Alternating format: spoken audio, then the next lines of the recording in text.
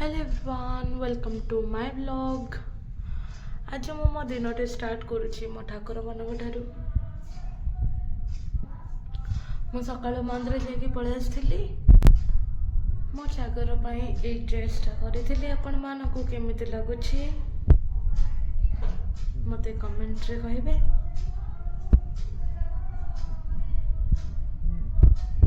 मते सेमिति भल लागुछि।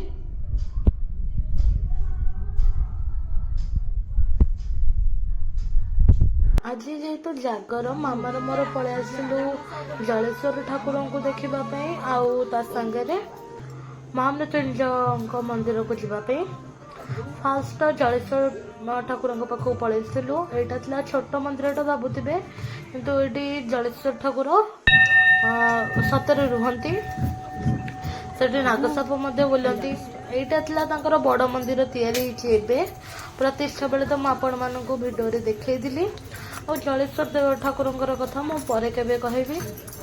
बहुत कथा अच्छे। देखो कते सुंदर सजबाज होते चारिआड बहुत भल लगुला।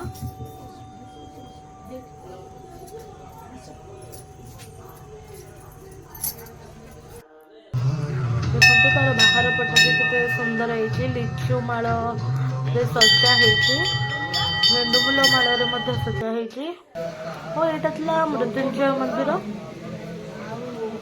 देखो मृत्युंजय ठाकुर केते सुंदर भाव सजाई।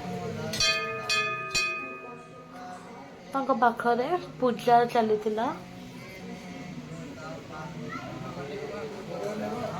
आपण मैंने जागर कौ मंदिर जाइछंती आ कोटी जागर जाइछंती मते कमेंट रे कहबे।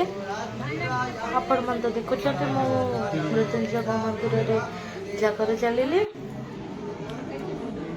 और जलेश्वर पाखक जाइए भोग बलि। जलेश्वर देवता होती डाक बजा ठाकुर। जहाँ डाकिले से शुणती।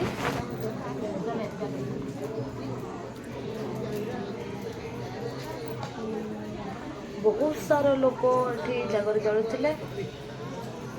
देखो केते लोक। मुझे शिव नाम जप करी।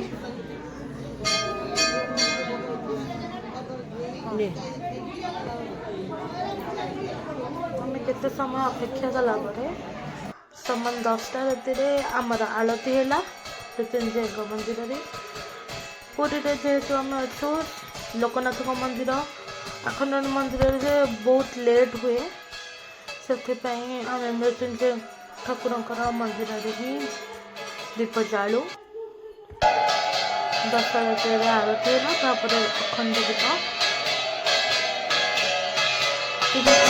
बोला है। मंदिर